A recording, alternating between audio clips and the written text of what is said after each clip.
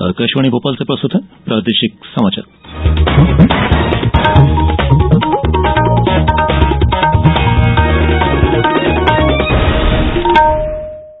नमस्कार, समाचारों के साथ मैं प्रशांत सेंगर। सबसे पहले इस बुलेटिन के मुख्य समाचार।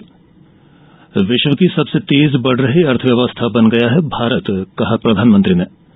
मुख्यमंत्री ने कहा, भारत की सेना सबसे अधिक सक्षम सेनाओं में से एक। कूनो राष्ट्रीय उद्यान में मादा चीता ने दिया 4 शावकों को जन्म और प्रदेश में कचरा मुक्त शहर के लिए कल 30 मार्च को निकलेगा स्वच्छता मशाल मार्च। और अब समाचार विस्तार से। प्रधानमंत्री नरेंद्र मोदी ने कहा है कि वैश्विक चुनौतियों के बावजूद भारत विश्व की सबसे तेजी से बढ़ रही अर्थव्यवस्था बन गया है। उन्होंने कहा कि ये इस बात का प्रमाण है कि लोकतंत्र में ऐसा संभव है। श्री मोदी ने आज वर्चुअल माध्यम से लोकतंत्र के लिए शिखर सम्मेलन को संबोधित करते हुए कहा कि लोकतंत्र इस विश्वास पर आधारित है कि हर इंसान की जरूरतें और आकांक्षाएं समान रूप से महत्वपूर्ण हैं। प्रधानमंत्री ने कहा कि प्राचीन भारत में निर्वाचित नेताओं का सिद्धांत बाकी दुनिया से बहुत पहले एक सामान्य बात थी।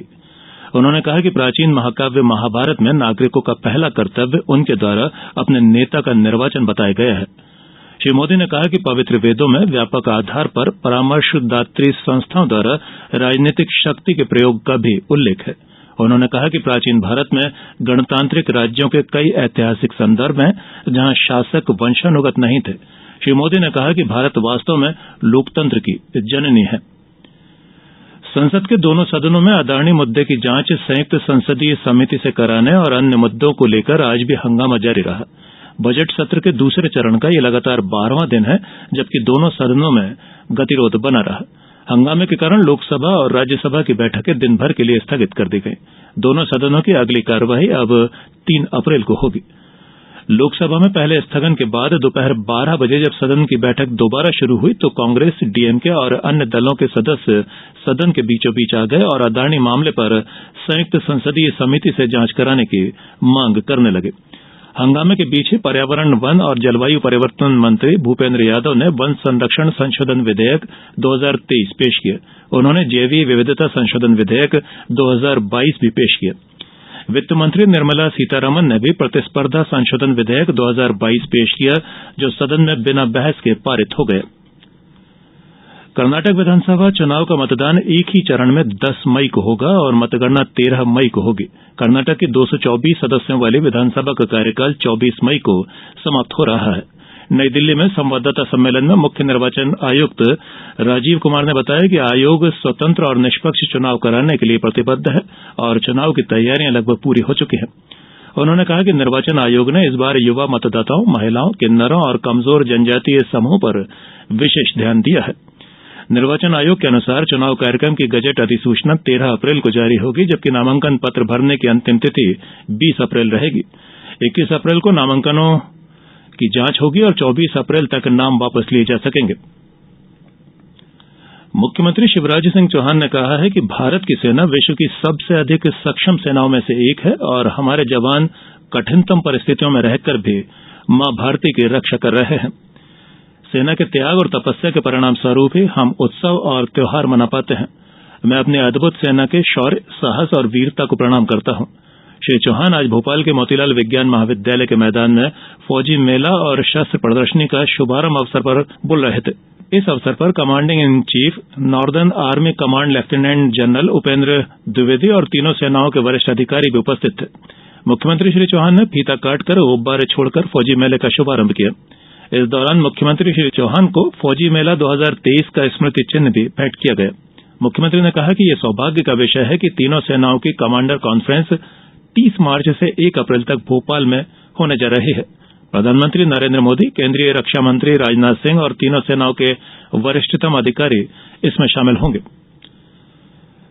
महिला और बाल विकास मंत्री स्मृति ईरानी ने कहा है कि केंद्र सरकार ने देश में महिलाओं और पुरुषों के बीच के अंतर को कम करने के लिए सर्वोच्च प्राथमिकता दी है। श्रीमती ईरानी ने राज्यसभा में आज लिखित उत्तर में बताया कि श्रम कानूनों के अंतर्गत महिला कामगारों के लिए विशेष प्रावधान है। उन्होंने कहा कि सखी निवास, प्रधानमंत्री मुद्रा योजना, stand up India, Sukanya Samriddhi योजना, कौशल उन्नयन योजना तथा बेटी बचाओ बेटी पढ़ाओ जैसी योजनाएं महिलाओं और पुरुषों के बीच के अंतर को खत्म करने में मददगार साबित हो रही है। अब समाचारों में वक्त हो चला है एक छोटे से अंतराल का। ये समाचार आप आकाशवाणी भोपाल से सुन रहे हैं। हमारे समाचारों को अब आप कभी भी और कहीं भी अपनी सुविधा के अनुसार सुन सकते हैं। ये समाचार बुलेटिन YouTube, ट्विटर और फेसबुक पर AIR न्यूज भोपाल पेज पर भी सुने जा सकते हैं। इसके अलावा आप हमारी वेबसाइट newsonair.nic.in पर अथवा AIR न्यूज ऐप पर भी समाचार सुन सकते हैं। प्रादेशिक समाचारों में एक बार फिर आपका स्वागत है। श्योपुर जिले के कूनो राष्ट्रीय उद्यान में छोड़ी गई 3 वर्ष की नामीबियाई मादा चीता स्याया ने 4 चीता शावकों को जन्म दिया है। उल्लेखनीय है कि प्रधानमंत्री नरेंद्र मोदी द्वारा 17 सितंबर 2022 को कूनो राष्ट्रीय उद्यान में छोड़े गए चीतों में से एक नामीबियाई मादा चीता स्याया द्वारा पहली बार देश की मिट्टी पर वंश वृद्धि की गई है। बताया गया है कि शावक और स्याया पूरी तरह स्वस्थ और सक्रिय हैं। एक ट्वीट में केंद्रीय पर्यावरण मंत्री भूपेंद्र यादव ने इस पर प्रसन्नता व्यक्त की है और इसे अमृतकाल के दौरान देश के वन्य जीव संरक्षण के इतिहास में एक महत्वपूर्ण घटना बताया है। उन्होंने प्रोजेक्ट चीता की पूरी टीम को बधाई दी है। केंद्र सरकार ने आज बताया कि राष्ट्रीय हथकरघा विकास कार्यक्रम NHDP के अंतर्गत पिछले 4 वर्षों में हथकरघा क्लस्टरों को 201 करोड़ रुपए से अधिक की सहायता दी गई है।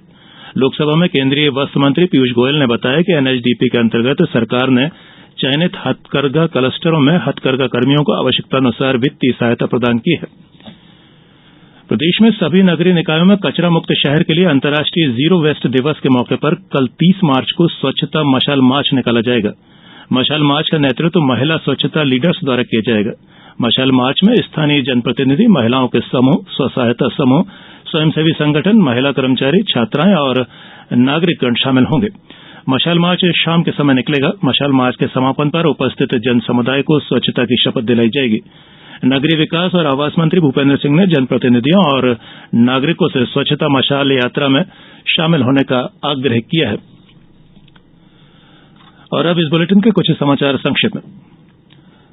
आगामी 1 से 3 अप्रैल तक शासकीय अवकाश होने से मंत्रालय स्थित वल्लभ भाई पटेल पार्क में राष्ट्रगीत वंदे मातरम और राष्ट्रगान जन गण मन का गायन 4 अप्रैल को 11 बजे होगा।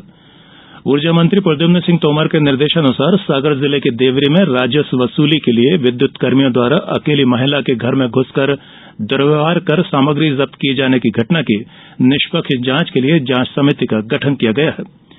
सीहोर कलेक्ट्रेट में आज संयुक्त कलेक्टर द्वारा 80% से अधिक दिव्यांगता वाले 3 दिव्यांग हितग्राहियों को बैटरी चलित मोटराइज्ड ट्राइसिकल का वितरण किया गया।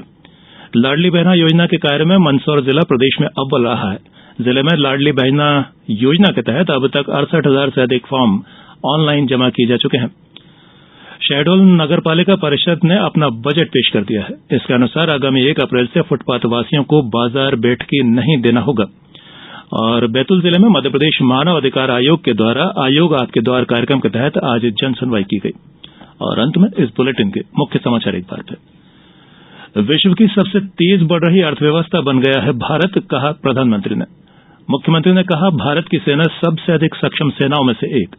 कूनो राष्ट्रीय उद्यान में मादा चीता ने दिया 4 शावकों को जन्म। और प्रदेश में कचरा मुक्त शहर के लिए कल 30 मार्च को निकलेगा स्वच्छता मशाल मार्च। इस बुलेटिन में फिलहाल इतना ही। आज्ञा दीजिए। नमस्कार।